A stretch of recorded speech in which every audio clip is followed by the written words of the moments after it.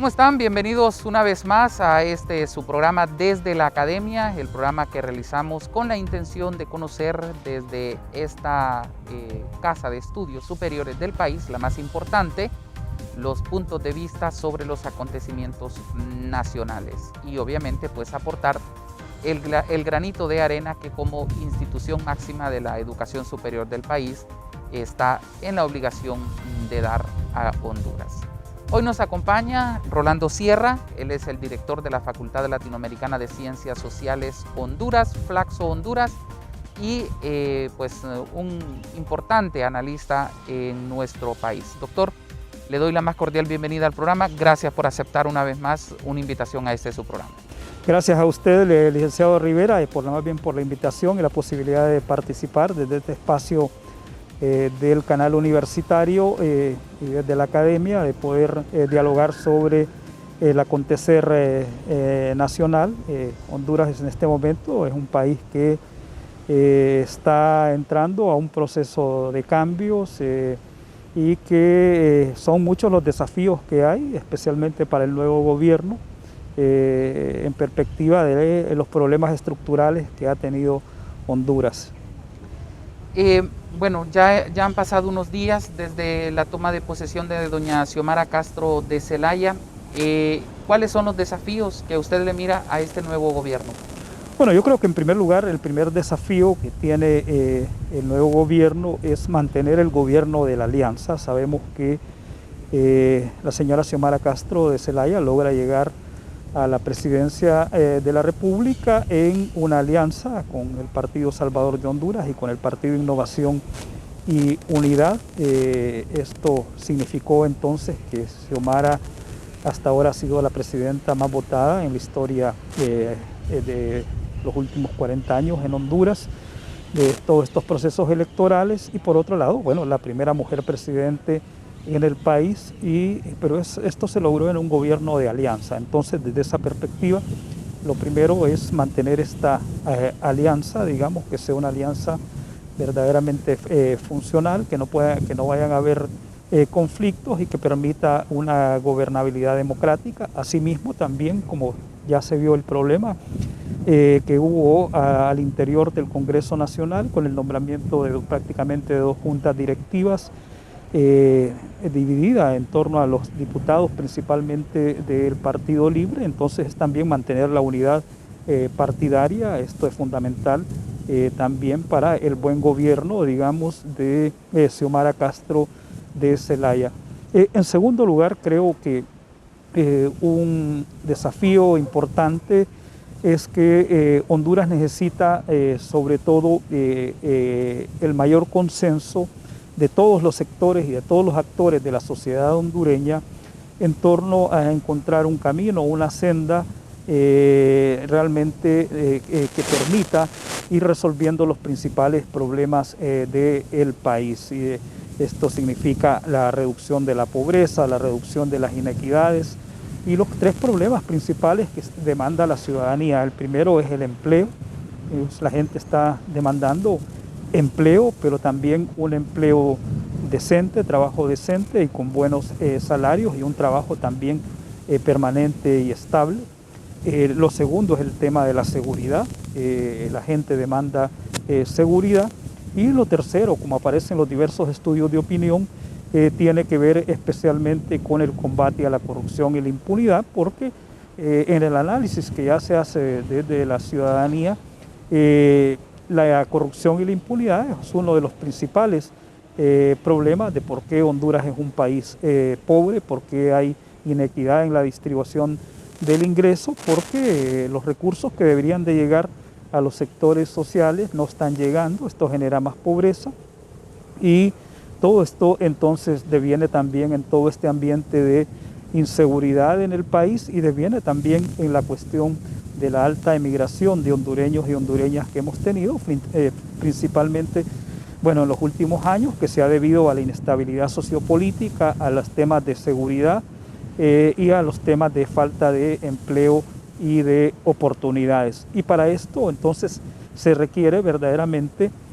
un proyecto de país, pero con el mayor consenso de todos los actores y de todos los sectores de la sociedad hondureña, y esto también, que es el otro desafío de construir, sobre todo en Honduras, una gobernabilidad democrática. Y una gobernabilidad democrática significa, en primer lugar, que exista el pluralismo, es decir, que saber que en la sociedad hondureña hay diferentes opiniones, hay diferentes ideologías, hay diferentes partidos, hay diferentes posturas y perspectivas también de diferentes sectores, aceptar este pluralismo, pero esto en función de un consenso, y en ese sentido se requieren reglas de juego claras también.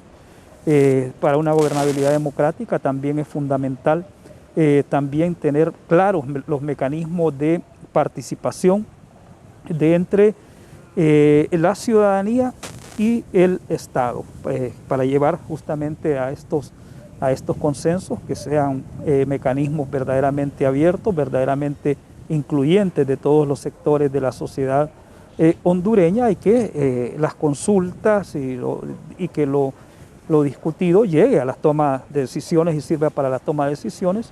Y un otro elemento fundamental de la gobernabilidad democrática es gestionar adecuadamente el conflicto. Y gestionar adecuadamente el conflicto es gestionarlo democráticamente, no con imposiciones, no con represión. El conflicto siempre va a existir en las sociedades, pero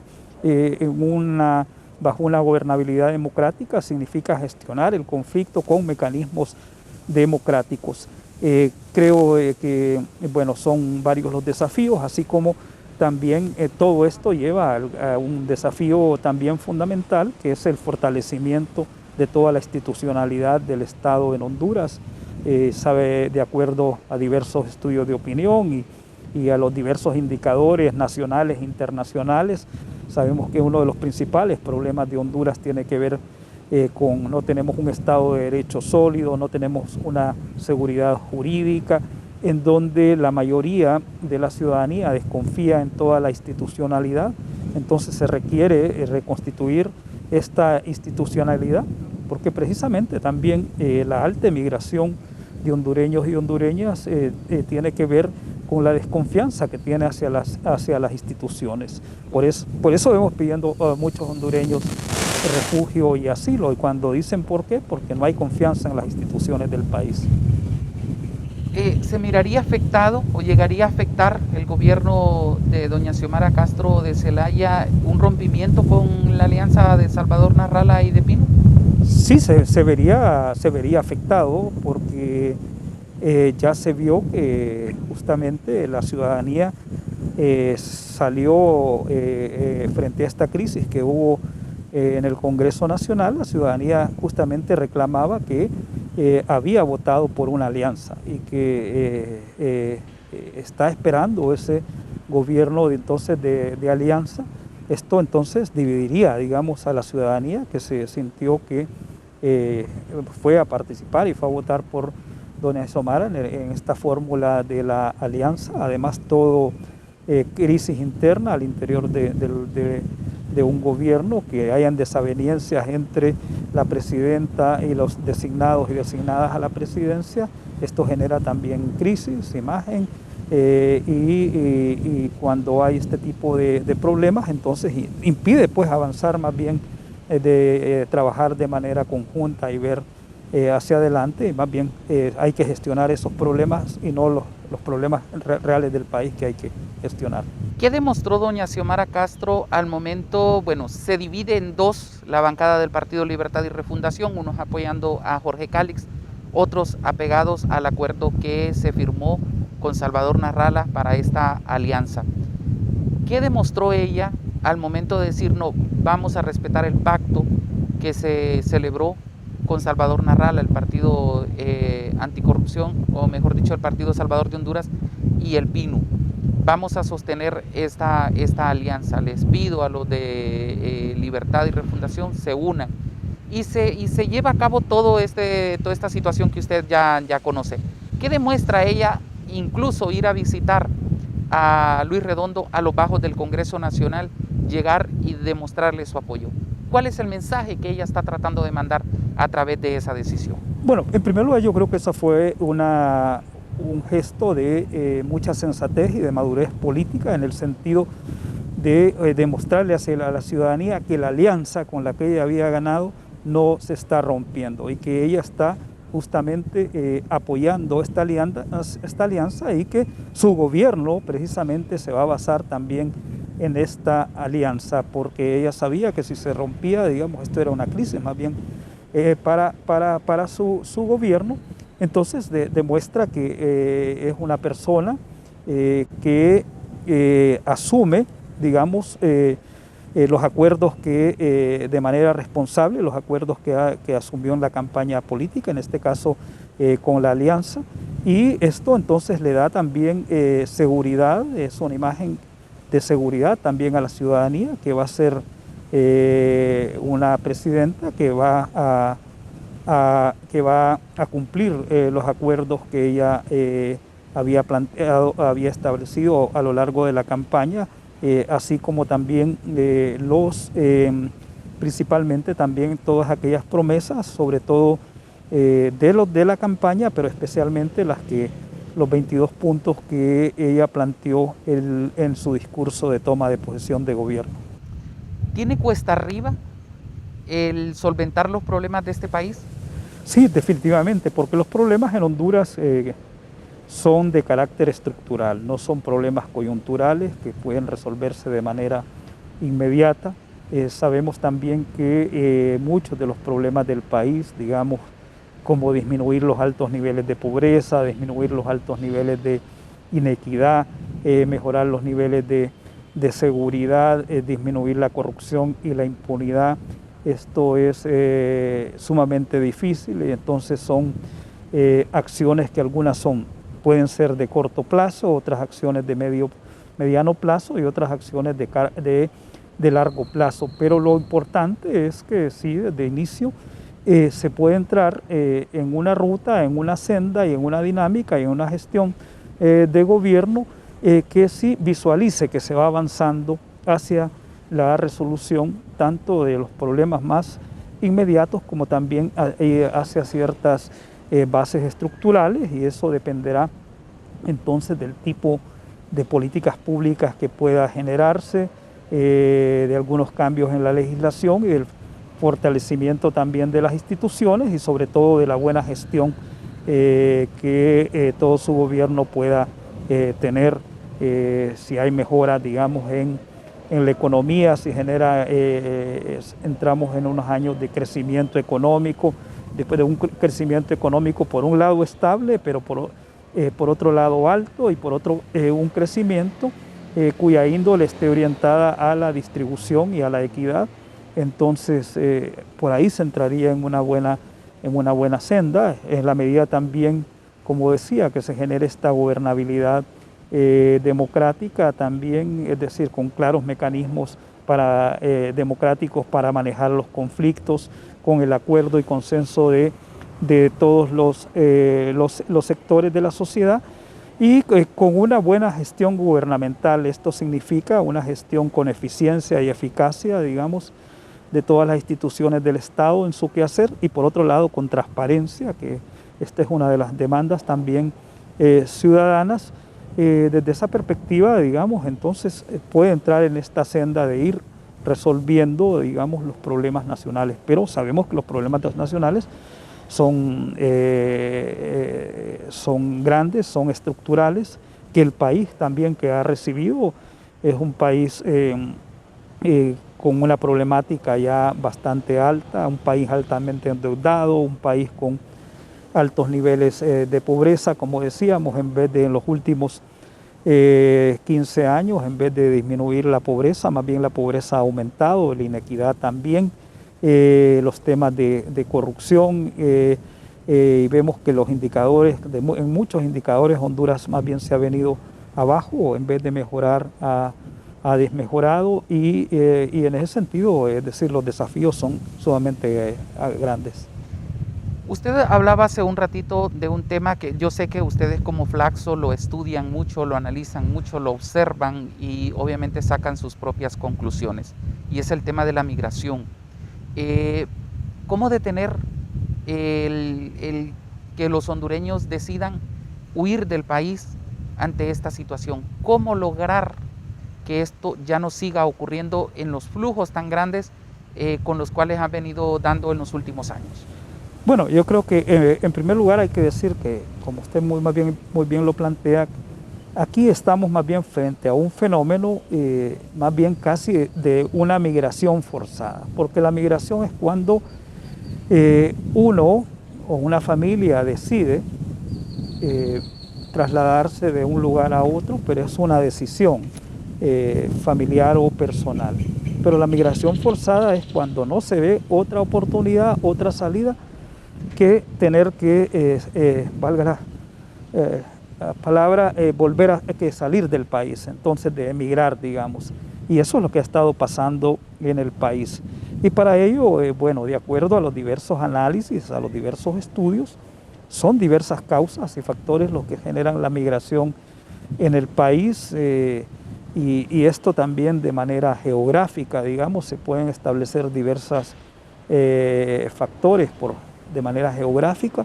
Pareciera que a nivel más urbano tiene que ver más con los temas de inseguridad y de violencia. A nivel más rural tiene que ver más con el tema de oportunidades, sobre todo oportunidades de empleo.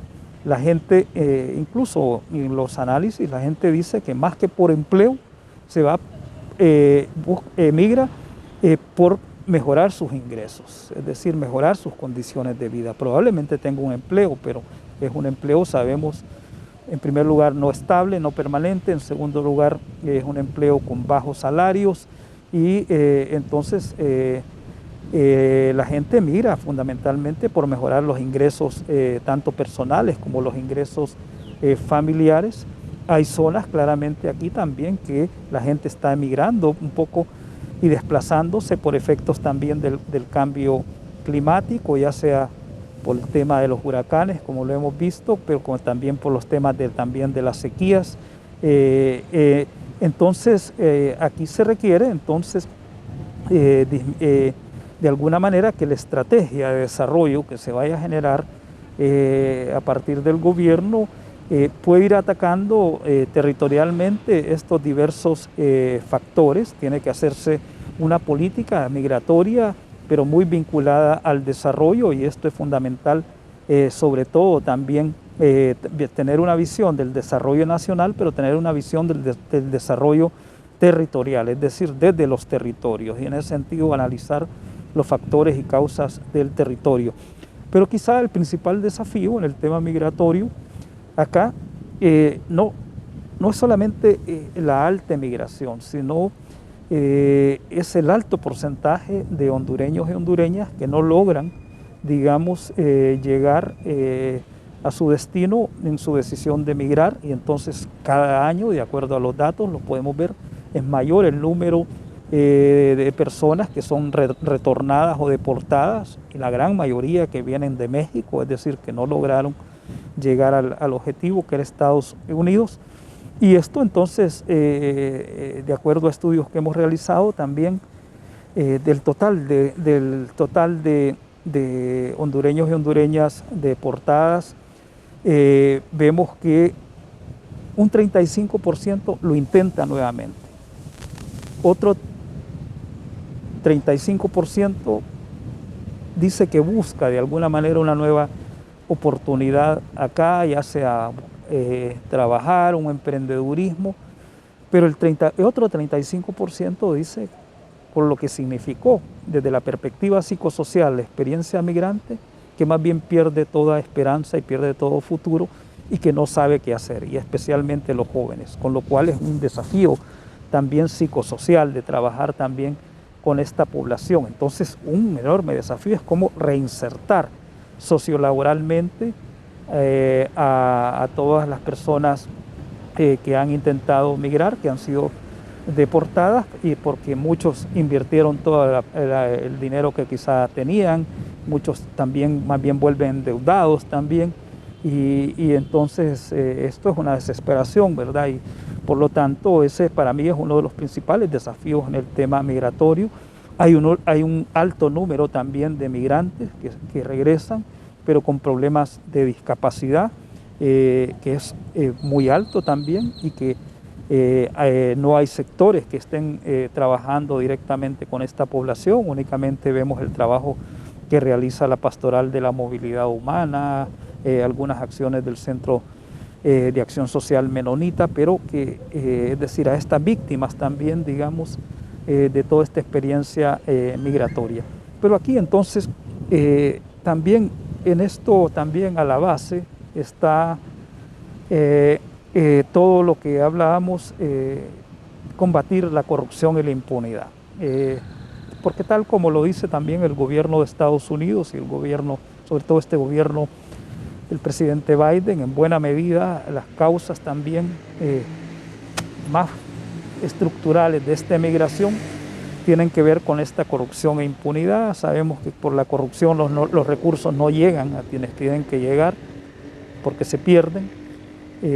La impunidad genera desconfianza en todas las instituciones, entonces la gente no cree y por eso decide irse. Y mientras no se resuelvan todas estas situaciones, difícilmente se va a disminuir los niveles de migración. Doctor, pero ¿significa que no estamos a las puertas de solventar un problema de esta naturaleza? O sea, no solamente es crear un empleo que va a detener estos flujos migratorios. O sea, hay todo un trabajo que hacer para por lo menos disminuir la cantidad de hondureños que deciden irse hacia Estados Unidos o hacia afuera, hacia otros países. No, claro, tiene que ver aquí con o sea, no es que este gobierno en 6 meses nos va a tener resuelto. No, esto es revisar el modelo de desarrollo, el modelo de democracia, el modelo de seguridad, el modelo, revisar las instituciones.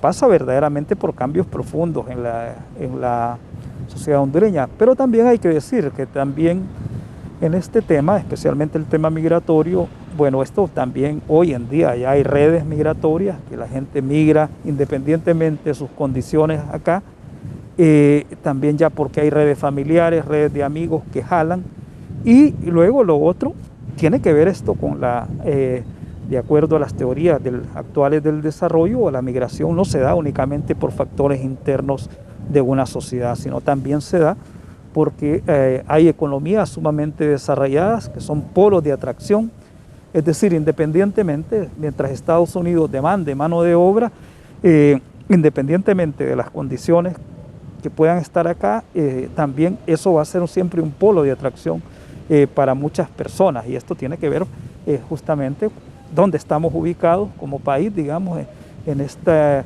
localizados, digamos, muy cerca de un polo, digamos, de crecimiento económico como es Estados Unidos, y que de una u otra manera también va a estar demandando mano de obra.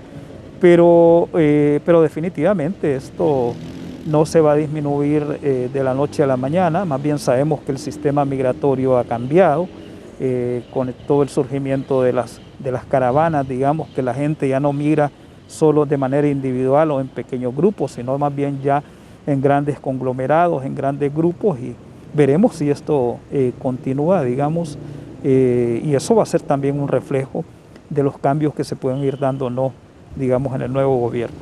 Ahora bien, doctor, ¿cree que se ha perdido mucho de ese encanto, de esa alegría, de esa esperanza que hubo en la población luego de pasadas las elecciones generales? Porque vimos a un pueblo esperanzado, vimos a un pueblo deseoso de que entrara el nuevo gobierno y de empezar una nueva etapa, de empezar un camino diferente, no con tantos tropiezos para el pueblo. ¿Cree que se ha ido perdiendo? ¿Es muy temprano para hablar de este tema? ¿O cómo lo mira usted? Bueno, yo creo que todavía es temprano, digamos, pero sí, lo que sí es cierto es que lo que se ha reflejado y lo reflejan diversos estudios de opinión, es que la ciudadanía sí tiene muy altas expectativas, y entonces eso, entre las expectativas y la capacidad que haya de gobierno de responder a esas expectativas, sí sabemos que entonces se va a producir ciertos problemas de desencanto, pero también lo que sí hemos visto y pareciera un cambio, digamos, por un lado la alta participación de la ciudadanía en las elecciones, pero por otro lado también cómo la ciudadanía de una u otra manera ha estado presente, digamos, en este conflicto que se generó en el Congreso, por lo tanto mayor participación y se esperaría más bien ahora que tengamos una ciudadanía más participativa, una ciudadanía más veedora, más auditora del quehacer del Estado, del quehacer de los gobiernos, y en ese sentido puede haber una dinámica interesante, digamos. Entonces ya no solamente va a ser, pareciera, no solo una ciudadanía que espera del gobierno, que tiene expectativas, sino más bien una ciudadanía que va a actuar también. Y eso puede ser un cambio interesante dentro de la cultura política del país. ¿En qué se tiene que enfocar el gobierno para mantener ese optimismo de la población? Bueno, en primer lugar tiene que rápidamente empezar una gestión con eficiencia y eficacia, evitar todo tipo de problemas, digamos, de corrupción, que esto es lo que genera mayor desencanto.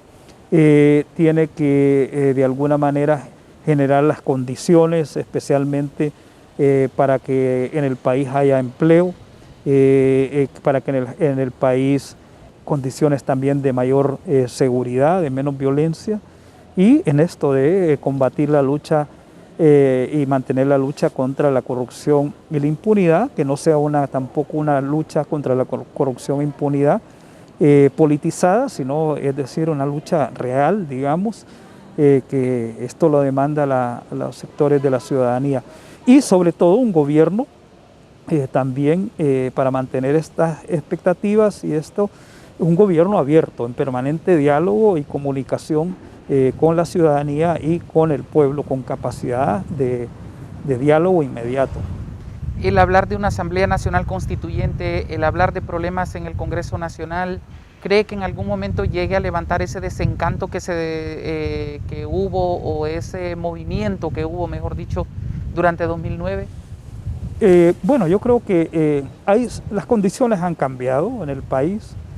Desde mi perspectiva me pareciera que hay sectores que quizá en el pasado se opusieron, pero hoy pareciera, viendo algunas narrativas y algunos discursos, que estarían más abiertos a esto, pero de todo dependerá de cómo se lleve el proceso, digamos, de una asamblea constituyente. El expresidente Zelaya ha dicho que no hay condiciones. Sabemos que es un tema que de una u otra manera divide a la sociedad hondureña, y esto ha sido a lo largo de la historia del país, en cerca de 16 constituciones que hemos tenido en la historia del país. Cada constituyente que se ha establecido ha sido o previo una crisis o posterior a la constituyente también una nueva crisis, y en ese sentido tiene que aprenderse de la historia. Tiene que haber madurez, tiene que aprenderse de las lecciones del pasado, de cómo llevar adelante una constituyente. Si bien, como se dijo en el informe de la Comisión de la Verdad y la Reconciliación, una generación no le puede imponer a otra, digamos, una constitución, porque esto depende también de las dinámicas de las sociedades y del pueblo, de que es el soberano y que es el que en definitiva decide, digamos, la forma de gobierno que deberíamos de tener.